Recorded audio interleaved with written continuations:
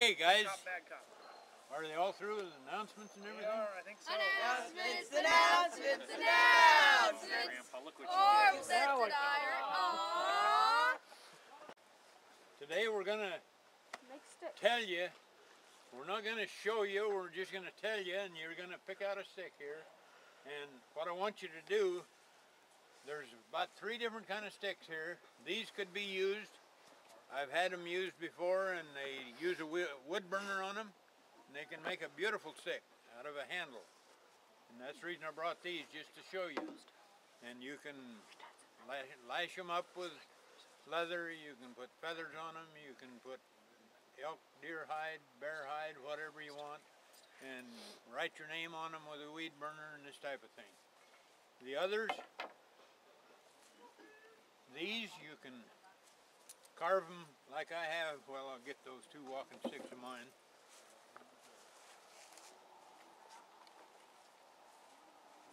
This is a walking stick that I built in 1999, and it's been on probably 10 or 12 50-mile hikes. And I take it, I don't always take, I take the string off here because I don't want that flopping all the way. But everything else stays with the walking stick, with the exception of this thing. But see, I got this walking stick up in North Idaho, and this is, the walking stick is growing like this with a little end up. And these rings on here were caused by honeysuckle.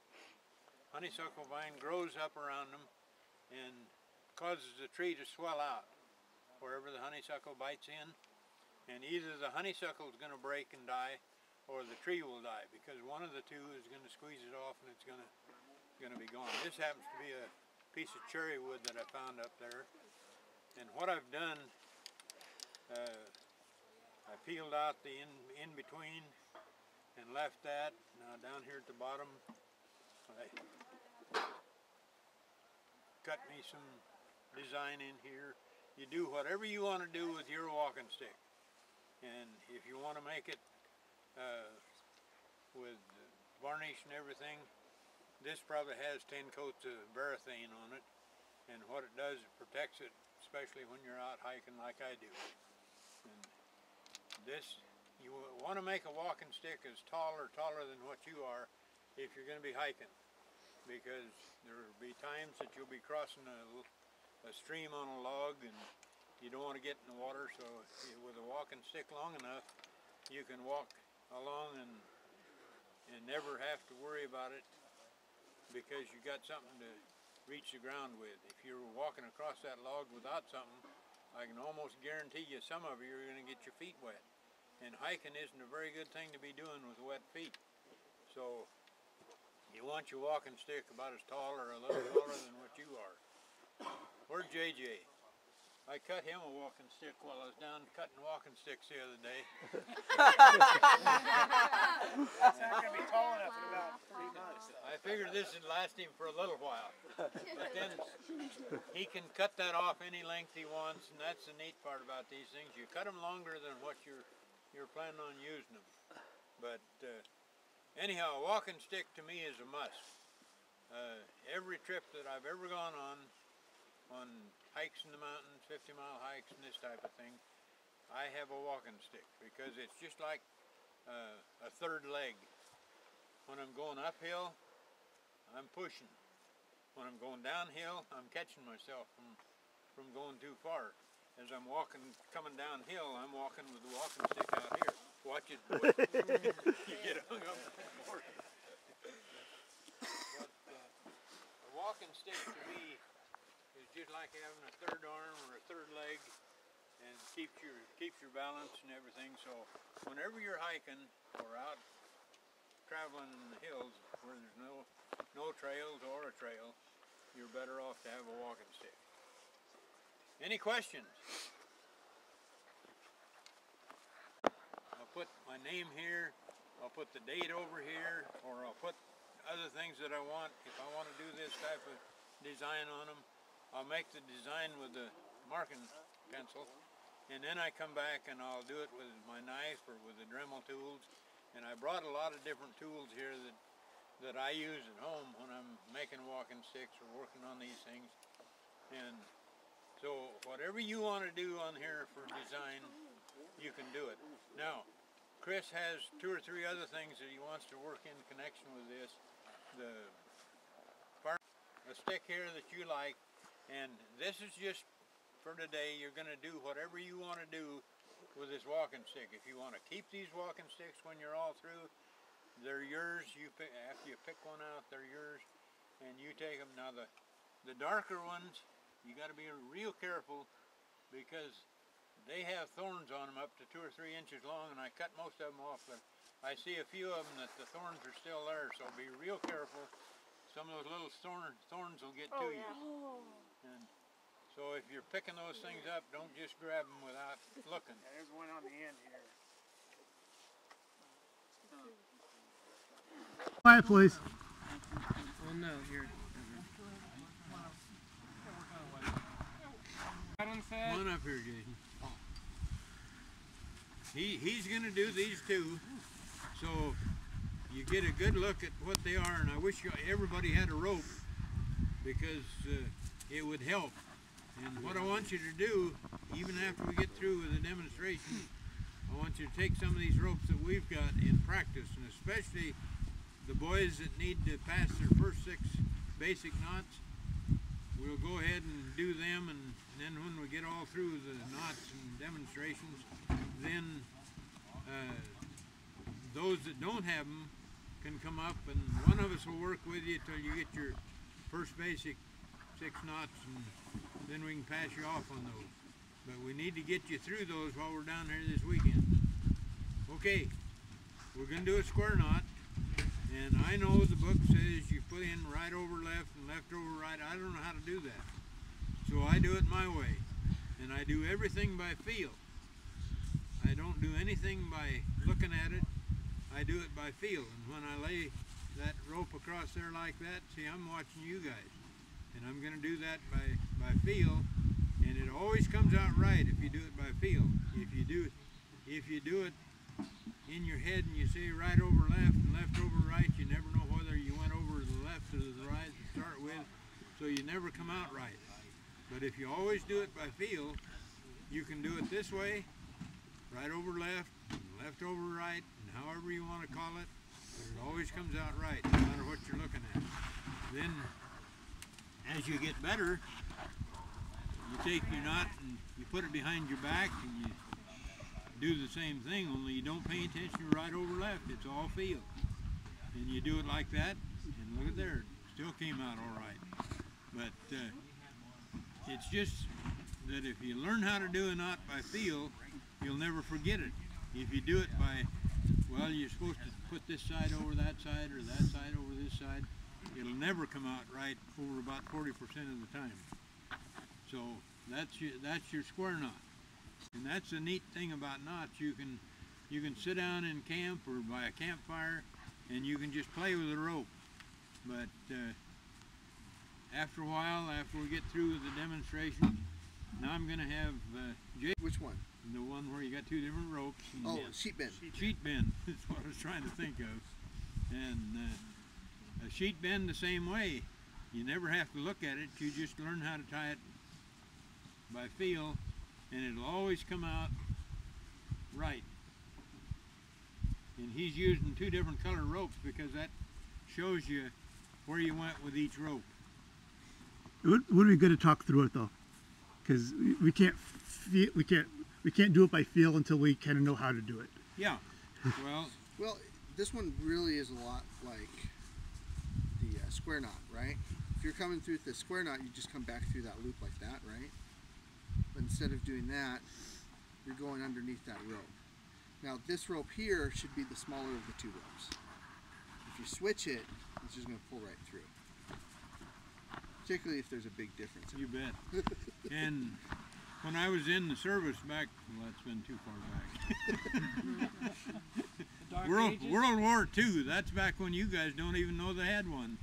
But anyhow, we had a 2-inch rope on the boat, on the ship, and that's their anchor rope, or the rope that they use for tying down. And then they'd use a rope like this with a monkey fist with lead in it on the end, and they'd wind this thing up and throw it over to the dock. They didn't used to have propellers that move these things sideways, so when you came into a dock, they would come in about anywhere from 50 to 150 feet out, and then they would winch them in to the dock. So they would use a rope like this to throw over to the dock, and then the guy at the dock would hang those things or tie onto them, and the guy on the boat would tie this 2-inch rope to them and then winch the boat over to the dock. So that's why for 2 different size ropes, or if you're putting 2 different size ropes together, uneven ropes, that's the only way that it'll hold. So square knot is for connecting 2 ropes of the same diameter, and the sheep end is for connecting 2 ropes of different diameters. Right. Yep. Now, here, let me be part of it here. I'll be the stake. And what's the taut line for? The taut line is what you use on these tents if you don't have those slip ropes. Tie it over like this.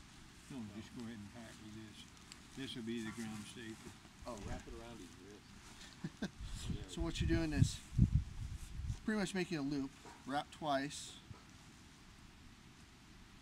and then you bring it across, you're making a second loop, and you wrap once. Your loops always go the same direction. And always go the same direction with all your loops. There you go. And see, all you have to do is slide that up or down and tighten. This is the ground stake and this is the tent. And all you have to do is slide that up and down. That eliminates that little wooden block that you see in those out there. In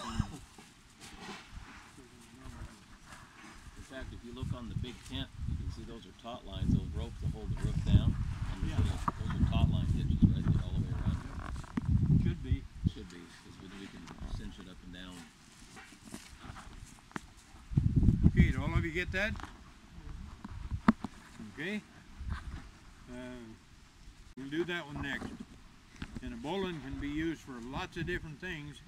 And the big thing with the bowline is it will not tighten up. In other words, if you're going to tie a loop around your horse's neck, tie a bowline, because it'll never tighten up. And you tie most any other knot, and then the horse rears back or gets excited, and it'll slide down on his neck. And when it slips down tight, then you're going to have a real problem with that horse, because they get real excited when that starts to tighten up around their neck. And again, you can do that in front of you or back of you or wherever, as long as you always remember to do it by feel. And if you watch real close, you watch and I'll watch you. And there's the bowline. Didn't get it pulled down very tight, but it's there. And same thing with it. He's showing you one behind his back, and they're real simple as long as you do it by feel. You want to show doing it around you, so like if you're need to get pulled up Yeah, a we mountain. Need a little longer rope for that.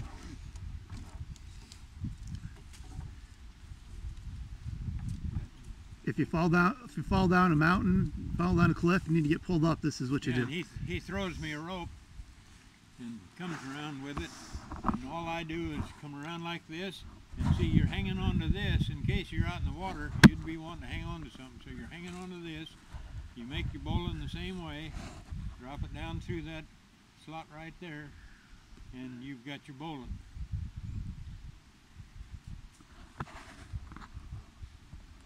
Then he can pull me up out of a hole or up out of a cut or out of the water or whatever. And then the neat part about this, see, I've got a knot here that no matter how hard they pull on me, it's not going to cut me in two. Which helicopter might just do, right? Very much. This also is a knot that it's important to be able to tie one-handed. That's not one hand. That was. So try and practice that one-handed as well. Woo! See, I need like 3 times as much rope as. Why would you want to do it one-handed? Well, what happens if you break your left hand?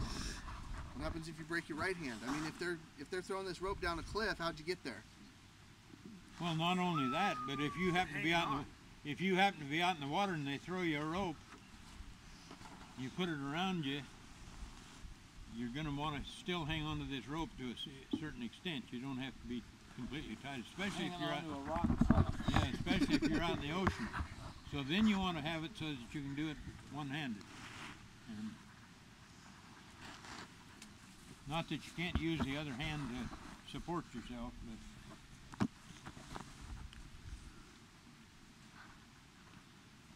Plus, if you're being pulled, that doesn't cinch up on you. It's yeah. cut you in half. And if you got somebody pulling on the other end of this, you want to be able to hold this so that it can't completely get away from you. If it does, it'll pull this out of your hand.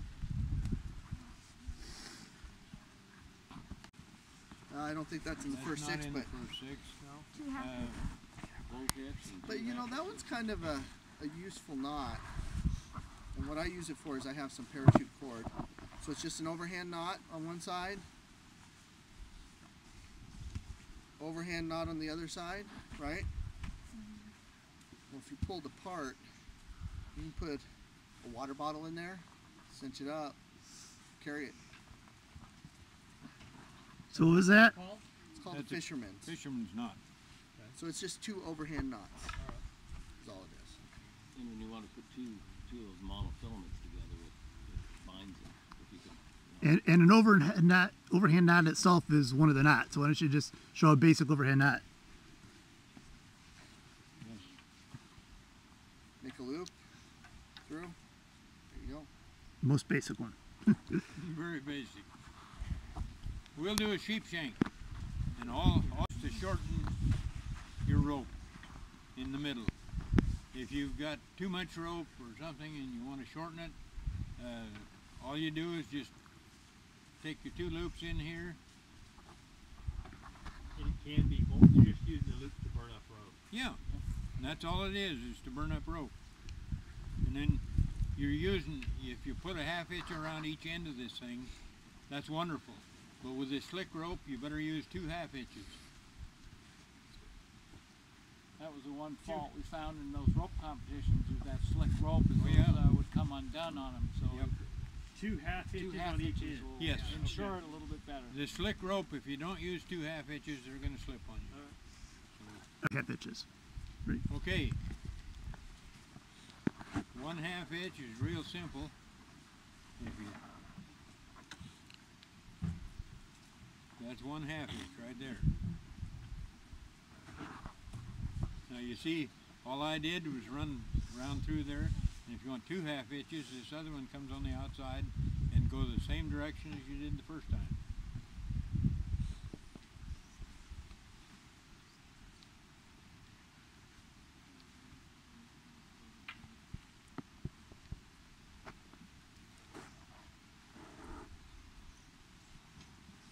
Okay? The clove hitch yet. And the clove hitch is real simple knot to tie. If you lay this over your arm, you grab this there, lay it across your arm again, reach through there, and you're all through with it. show them how to do it like on that chair, on the armrest or something. You know? Or that'd be better, you know.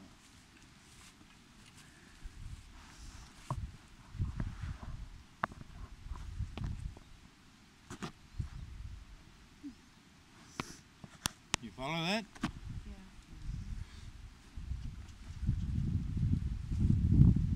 I think that covers 6 basic knots. In fact, I think we got outside of the 6 basic knots. This isn't on the list, but since we went for a bowline, we might as well show you the Spanish bowline. This, you know, you stick your legs through, hang on to it. Well, this one, the nice thing about this one is you can tie it in the middle of a rope. You don't need the ends, right? Can you throw a clove hitch? No, but your Scoutmaster can. I can too. And so what you can use this for is to hang stuff off of it as well. Okay, there's a lot of different bowlines. There are. And I'll tie another one, and it's very simple. All you, that is, if I can remember.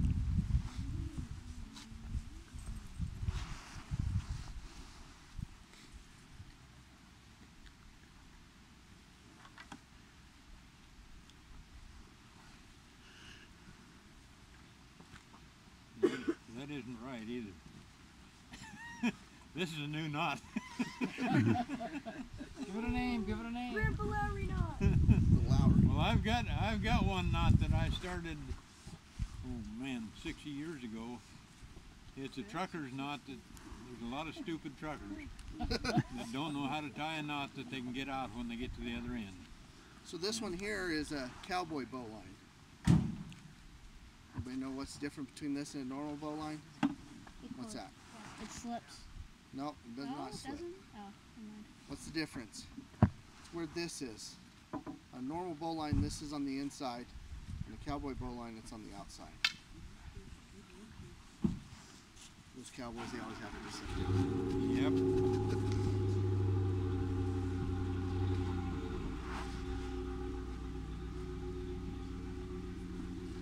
Did you tie a constrictor knot? Okay, now the one, this is a French bowline, and it's used well, it was used when I was in the service for painting the side of the ship. And they'd put a seat in here, you could sit in this, and this went around your back. Around under your arms here. Your seat's a little bigger these days, Grandpa. You mean you don't think it'd fit? And anyhow, you could sit out there all day long on a seat like you got in a swing, and this thing down around your shoulders, and they generally put some kind of a padding on it. You could sit down there and scrape or paint that side of that ship all day long, and you wouldn't wear out. Where are we? Somebody asked for the constrictor knot. I'm trying to remember that one.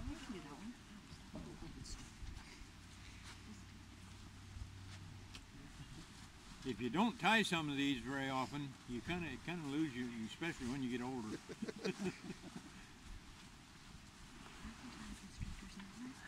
So I can show you another one really quick.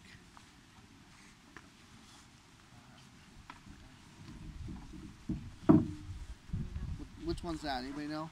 Oh, that's the, I don't remember the name. Come on. Yeah, I'm trying to remember myself. I don't know. It's a hitch.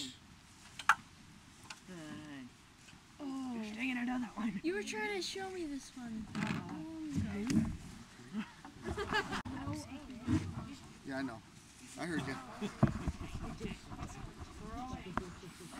Figure 8 knot. There you go. Okay, throw it. Now throw it. Based on that face. Now, if you want to tie, Brayden, get up there and do it.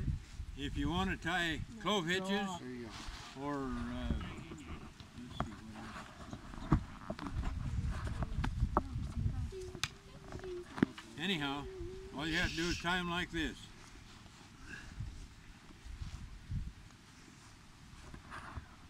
What's that? 2 clove hitches. There you go, Brayden. He did it. Okay, we need a timber hitch. We got it. No, he didn't. No, we didn't. Oh, didn't we do a timber hitch? No. Timber hitch is like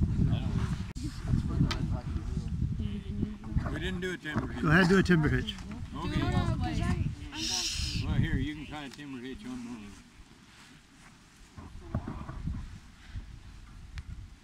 Now, pretend this is a log and you had a tractor hooked in the other end. Well, come with me. Yeah. See, you can pull that out of the brush, especially where you put that half hitch on the end of it. You can pull it. Are you looking for this? Then the knot comes out when you're done. It's Yeah. come out with And with this knot, you can pull with a 10-ton truck and a 10-ton log, and you can still, when you get where you're going, you can still untie it. That's your timber hitch. Then you put a half hitch out on the end to guide it. And once you get done pulling, it's a hitch, it isn't a knot. Okay. Let me throw this over the tent. It'll be a little more realistic for you. Hey guys, be quiet, please.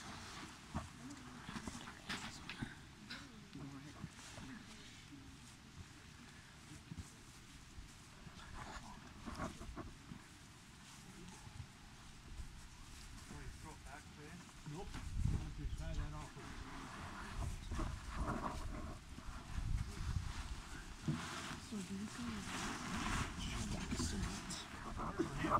Oh, the hammer's right here.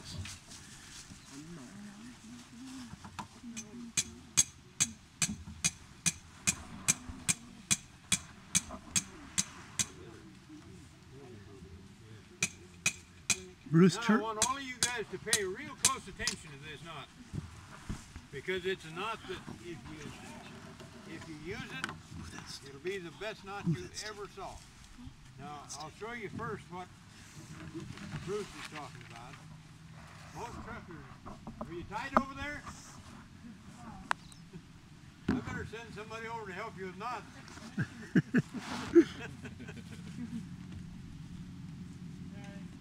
Okay, Bruce is talking about taking this rope, putting a loop in it here. Grandpa, can you step around to the other side? Okay.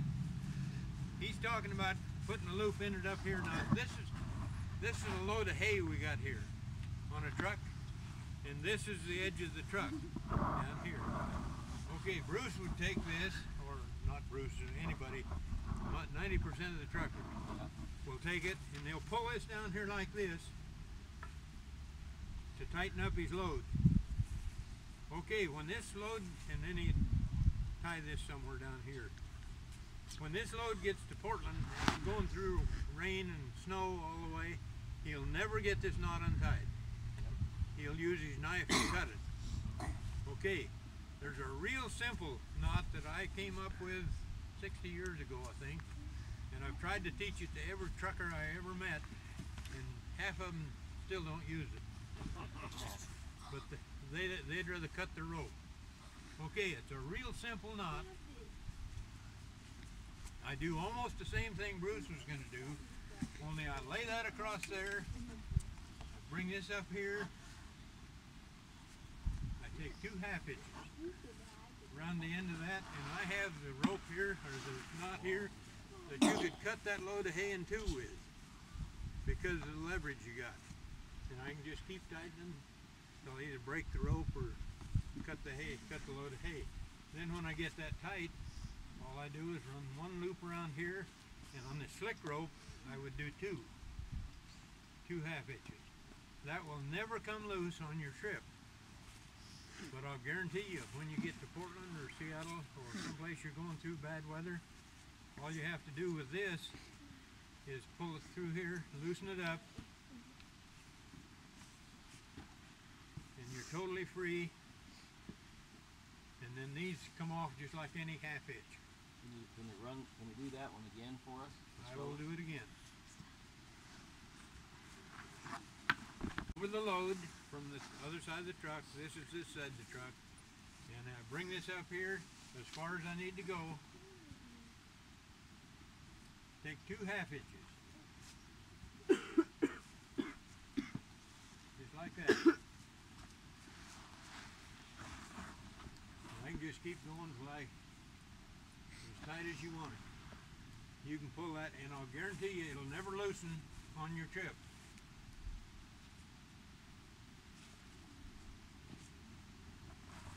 One half hitch on a regular manila rope will work.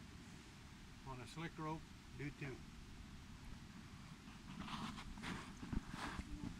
The trailer 3 weeks ago going to North Idaho, and I told them to check the ropes when they got down the road about 50 miles.